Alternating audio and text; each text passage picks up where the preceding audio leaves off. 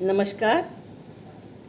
मी अलकनंदा दुर्गे आपल्या सगळ्यांचं माझ्या चॅनलवर मनःपूर्वक स्वागत करीत आहे.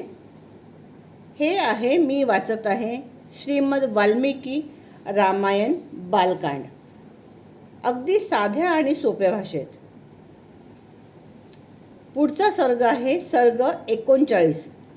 सगर राजाच्या यज्ञीय अश्वाचे अपहरण. ऐका आपण. विश्वामित्रांनी सांगितलेली हकीकत ऐकून अत्यंत प्रसन्न झालेला राम अग्नितुल्य तेजस्वी विश्वामित्रांना म्हणाला, ब्राह्मण, आपले कल्याण असो. माझे पूर्वज सगर महाराज यांनी यज्ञ कसा पूर्ण केला ते सविस्तर ऐकण्याची माझी इच्छा आहे. रामाचे ते बोलणे ऐकून विश्वामित्रांना कौतुक वाटले. ते हसून रामाला म्हणाले, रामा, महात्मा सगराची सविस्तर हकीकत तू ऐक. पुरुषोत्तमा, शंकराचा सासरा हिमवान नावाने प्रसिद्ध आहे.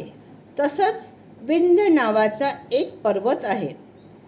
हे पर्वत परस्पराकडे पाहतात.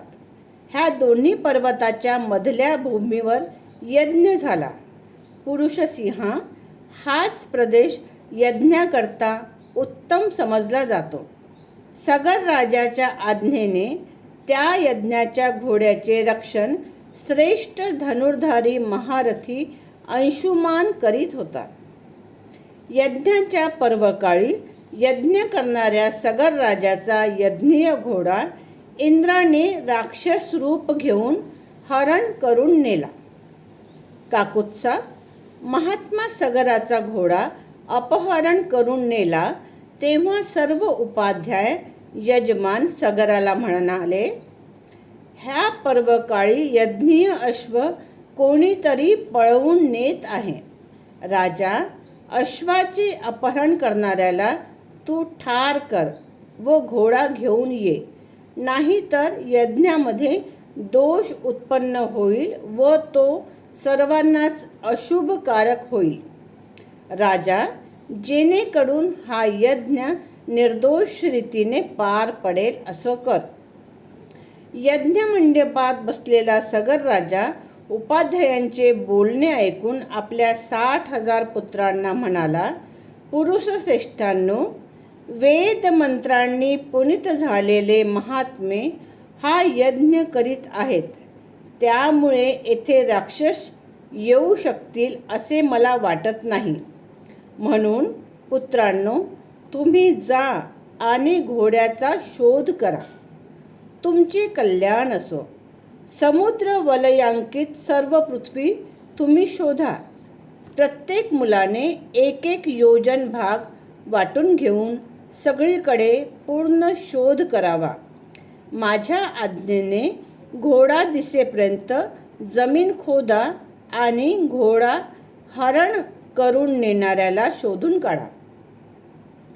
मी यज्ञाची दीक्षा घेतली आहे म्हणून सर्व उपाध्यायासह मी घोडा सापडेपर्यंत येथेच राहतो. तुमचे कल्याण असो. रामा, पिताच्या आज्ञेप्रमाणे ते महाबलवान राजपुत्र मोठ्या आनंदाने पृथ्वीवर फिरू लागले. परंतु सर्व पृथ्वी फिरूनही घोडा दिसला नाही. तेव्हा त्या महाबलवान राजपुत्रांनी 1 योजन जमीन वाटून घेतली व ते पुरुषसिंह आपल्या वज्रासारख्या भुजांनी जमीन खोदू लागले. रघुनंदना, त्यावेळी वज्रतुल्य शूलांनी आणि दारुण नागरांनी फोडलेल्या जमिनीतून आवाज निघत होता.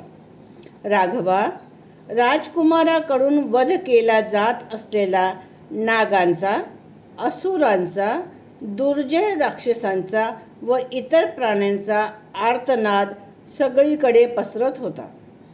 रघुनंदना, 60,000 भूमी त्यांनी खोदून टाकली. जणू काही ते पाताळात जात होते. नरश्रेष्ठा, अशा प्रकारे पर्वतांनी भरलेले जंबूद्वीप खोदत ते राजपुत्र सर्व दूर फिरले. तेव्हा सर्व देव गंधर्व पन्नग घाबरून पितामह ब्रह्मदेवाकडे गेले. अत्यंत घाबरलेल्या त्या विषण्ण वदन महात्म्यांनी ब्रह्मदेवाला प्रसन्न करून त्यांना म्हटले, भगवन, सगर पुत्राकडून ही सर्व पृथ्वी खोदली जात आहे. तसेच अनेक महात्मे व जलचर प्राणी ह्यांचाही वध होत आहे. हाच आमच्या यज्ञात विघ्न करणारा आहे. ह्यानेच आमचा घोडा चोरला असे म्हणत सगरपुत्र सर्व प्राण्यांची हिंसा करीत आहे. हा सर्ग 39 इथे संपलेला आहे. आपल्या सगळ्यांना हा सर्ग आवडला असेल तर माझ्या चॅनलला शेअर, सबस्क्राईब आणि लाईक करा. पुन्हा भेटूया रामायणाच्या पुढच्या भागात.